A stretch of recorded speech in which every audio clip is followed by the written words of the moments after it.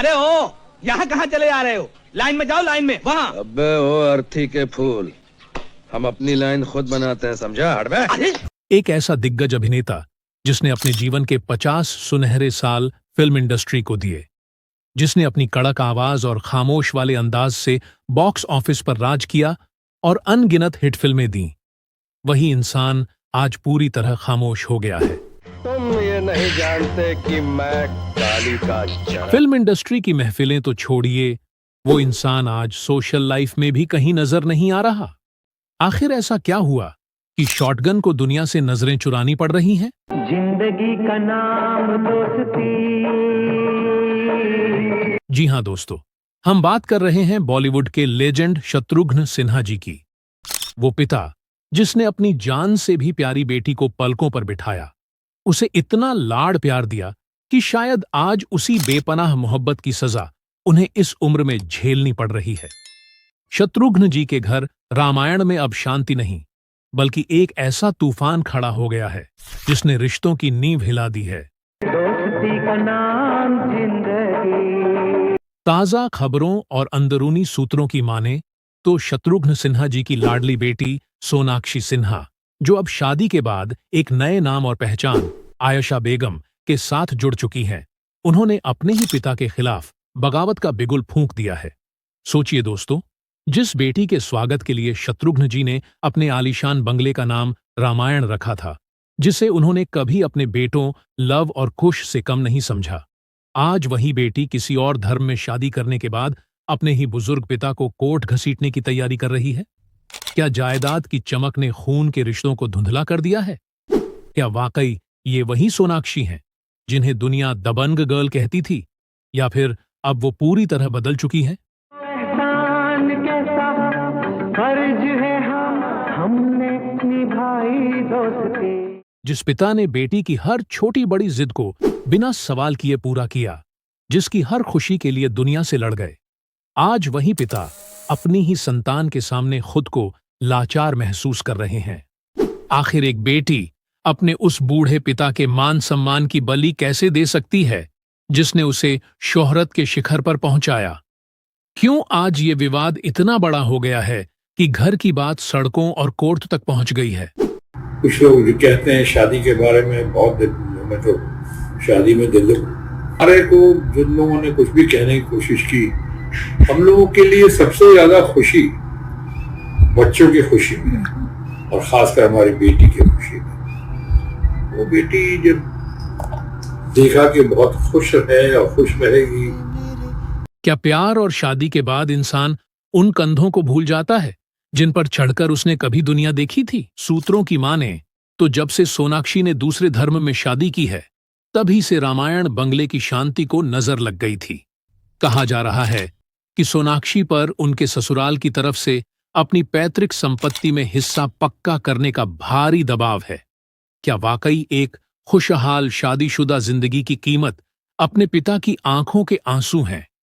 गलियारों में चर्चा गरम है कि सोनाक्षी के इस कड़े रुख के पीछे कोई ऐसा मास्टरमाइंड है जो शत्रुघ्न सिन्हा की बरसों की मेहनत की कमाई पर गिद्ध जैसी नजर गड़ाए बैठा है। और दोस्तों, मसाला यहां खत्म नहीं होता है।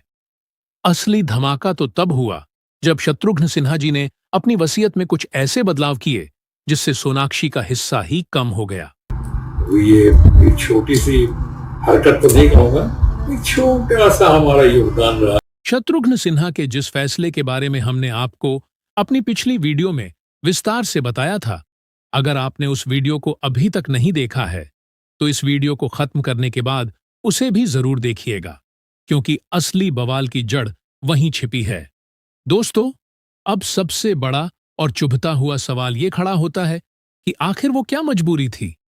शत्रुघ्न सिन्हा जी जैसा कड़क, बेबाक और रुबाबदार इंसान, जो संसद से लेकर सिनेमा के पर्दे तक किसी को भी ललकारने की हिम्मत रखता था, उसे आज हर इंटरव्यू में, हर कैमरे के सामने अपनी बेटी और अपने दामाद के बारे में सिर्फ और सिर्फ अच्छा ही क्यों बोलना पड़ता है? क्या ये वाकई दिल से निकली हुई दुआएं हैं, या फिर इसके पीछे कोई ऐसी गहरी मजबूरी है जिसे दुनिया से छिपाया जा रहा है? सोशल मीडिया पर तो अब ये तीखी बहस छिड़ गई है और लोग सरेआम ये सवाल पूछ रहे हैं कि क्या अपनी लाडली बेटी सोनाक्षी और पत्नी पूनम सिन्हा के सामने शत्रुघ्न सिन्हा जैसे शेर इंसान की भी बोलती पूरी तरह बंद हो गई है।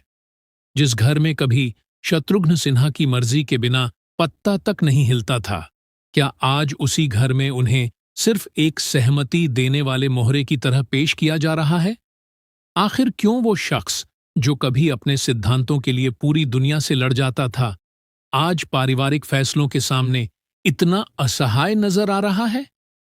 दोस्तों, क्या वाकई एक पिता का अपनी बेटी के प्रति प्यार इतना बड़ा हो गया है कि उन्होंने समाज के हर सवाल और अपनी पुरानी विचारधारा को दरकिनार कर दिया?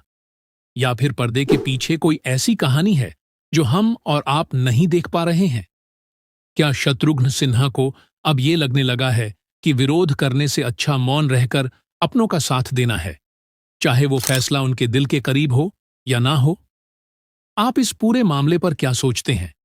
क्या आपको लगता है कि शत्रुघ्न सिन्हा ने वाकई अपनी मर्जी से ये सब स्वीकार किया है, या फिर पारिवारिक दबाव ने उन्हें ऐसा कहने पर मजबूर कर दिया है?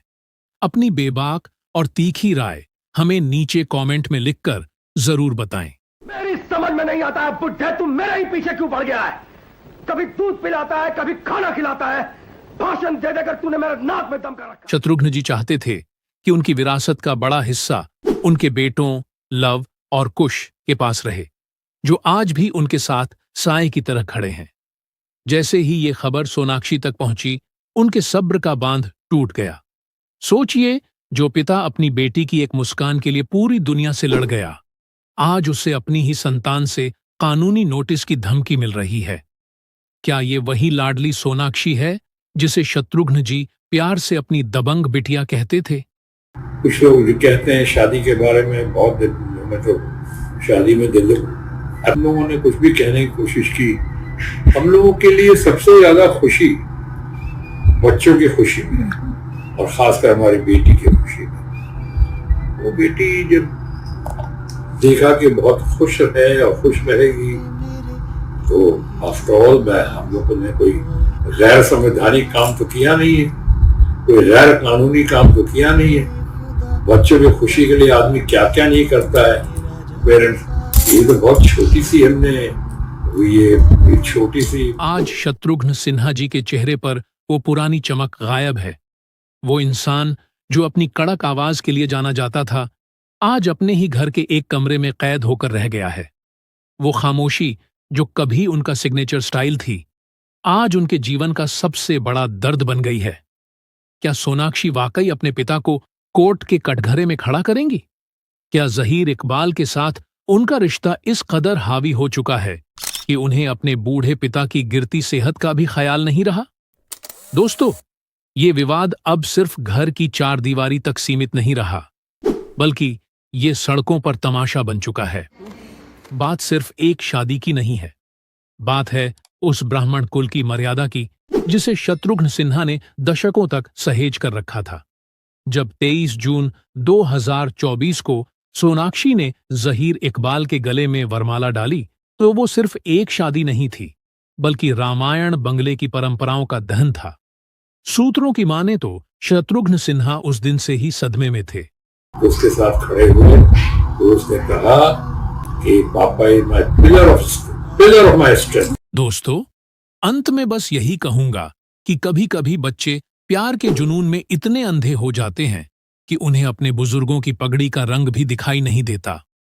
सोनाक्षी सिन्हा ने जिस बगावत को प्यार का नाम दिया, उसने उस शॉटगन की दहाड़ को हमेशा के लिए शांत कर दिया, जिसने पूरी उम्र अपनी शर्तों पर जिया था।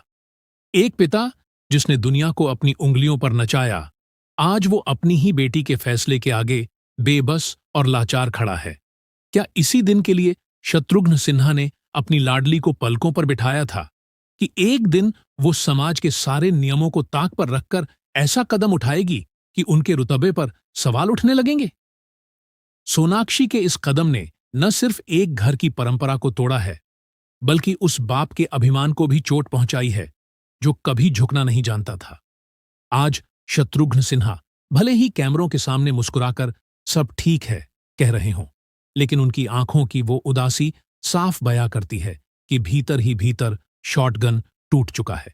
इसे आप आधुनिकता कह सकते हैं, इसे आप निजी आजादी कह सकते हैं, लेकिन सच तो यही है कि जब खून के रिश्तों पर बाहरी रंग चढ़ने लगता है तो सबसे पहले घर की इज्जत ही नीलाम होती है। दोस्तों, आज का सवाल सीधा और बहुत ही कड़वा है।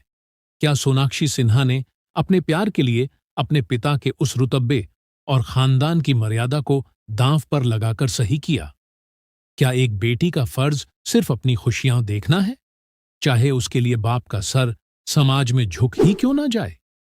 क्या आपको लगता है कि शत्रुघ्न सिन्हा को अब सिर्फ एक मजबूर पिता बनाकर पेश किया जा रहा है, जिनकी बोलती उनकी पत्नी और बेटी ने मिलकर बंद कर दी है? अपनी राय नीचे कमेंट बॉक्स में जरूर लिखें।